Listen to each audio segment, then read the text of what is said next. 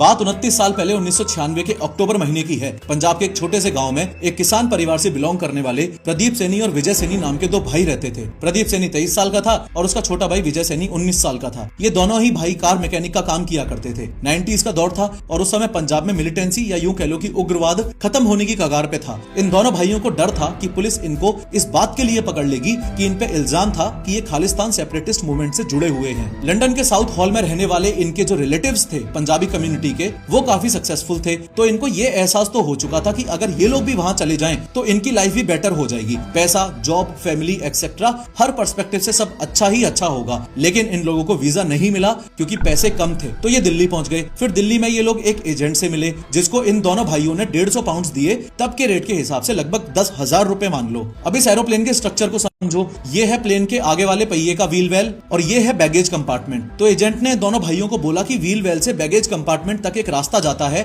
उस रास्ते से अपन बैगेज कंपार्टमेंट में घुस जाएंगे। इन भाइयों ने सोचा ये तो बहुत इजी है, ऐसा ही कर लेंगे। लेकिन असलियत ये थी कि एजेंट इन्हें बना रहा था। असल में व्हील वेल से कोई भी रास्ता बैगेज कंपार्टमेंट की तरफ जाता ही नहीं था। खैर 14 अक्टूबर 1996 की वो रात आ ही जाती है जब इंदिरा गांधी इंटरनेशनल एयरपोर्ट दिल्ली के रनवे पे ये दोनों भाई अंधेरे में घुस जाते हैं। इन्हें पहला प्लेन जो दिखा यानी कि ब्रिटिश एयरवेज का बोइंग 747 जंबो जेट जो दिल्ली से लंदन जा रहा था, उसके नोज व्हील वेल में यानी कि प्लेन के सामने वाले चक्के के कंपार्टमेंट में ये लोग चढ़ गए। एयरपोर्ट्स पर उस समय सिक्योरिटी उस लेवल की टाइट नहीं हुआ करती थी जिस लेवल की आज होती है। अब ये दोनों भाई व्हील वेल में जाकर चुपके से बैठ तो गए, लेकिन इन्हें ये थोड़ी ना पता था कि बैगेज कंपार्टमेंट में जाने का रास्ता होगा ही नहीं। और ऊपर से इन्हें तो ठंडी का भी अंदाजा नहीं था, इसलिए ये लोग पैंट, शर्ट और थिन जैकेट जैसे साधारण कपड़े ही पहन के आए थे। अब जैसे ही प्लेन ने रनवे पे जाकर टेक ऑफ किया तो सबसे पहली भयावह चीज जो इन्हें महसूस हुई थी वो थे टेक ऑफ करने के बाद प्लेन के गर्म टायर्स जो प्लेन के अंदर आए थे। व्हील वेल में घुसने के बाद से ही ये लोग लगातार बैगेज कंपार्टमेंट का दरवाजा ढूंढ रहे थे, पर दरवाजा मिल ही नहीं पा रहा था क्योंकि ऐसा कोई पैसेज का दरवाजा होता ही नहीं है। एजेंट ने तो इनको झूठ बोला था।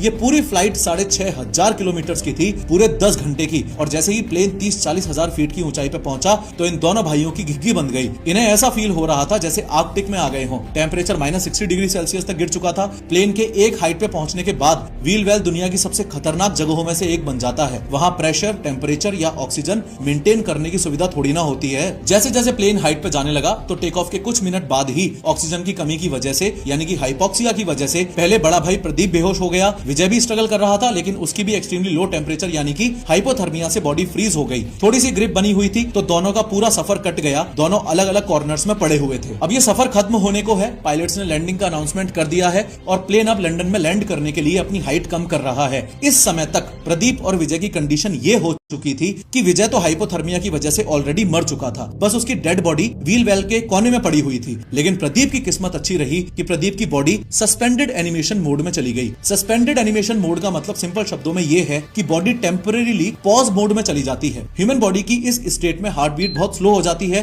ब्रीदिंग लगभग रुक जाती है और मेटाबॉलिज्म भी बहुत ज्यादा स्लो हो जाता है। लेकिन ओवरऑल देखा जाए तो आदमी टेक्निकली जिंदा ही रहता है। डॉक्टर्स या साइंटिस्ट इसे कभी कभी इमरजेंसी सर्जरी, ऑर्गन ट्रांसपोर्ट या स्पेस ट्रेवल रिसर्च जैसी चीजों के लिए एक्सप्लोर करते हैं ताकि बॉडी को डैमेज ना हो और टाइम फ्रीज जैसे इफेक्ट्स मिल सकें। लगभग 600 मीटर या यूं कह लो कि 2000 फीट की ऊंचाई पर अपने आप को लैंडिंग के लिए प्रिपेयर करने के लिए जैसे ही प्लेन का व्हील वेल ओपन हुआ और लैंडिंग गियर्स बाहर आए तो विजय की डेड बॉडी व्हील वेल से स्लिप हो गई और एक गार्डन में फेल्थम एरिया के पास जाकर गिर गई। ये अनआइडेंटिफाइड डेड बॉडी 5 दिन बाद मिली और फिर डीएनए से फैमिली का पता चल गया। वहीं दूसरी तरफ प्रदीप जिंदा था लेकिन बेहोश और डिसओरिएंटेड था। लैंडिंग के बाद ग्राउंड स्टाफ ने उसे रनवे पे पड़ा हुआ देखा, उसको हॉस्पिटल ले गए। कोई मेजर इंजरी नहीं हुई थी। वो कुछ भी याद नहीं रख पाया फ्लाइट का, बस अपने उस मृत भाई का नाम बार बार ले रहा था, बार बार विजय विजय पुकार रहा था।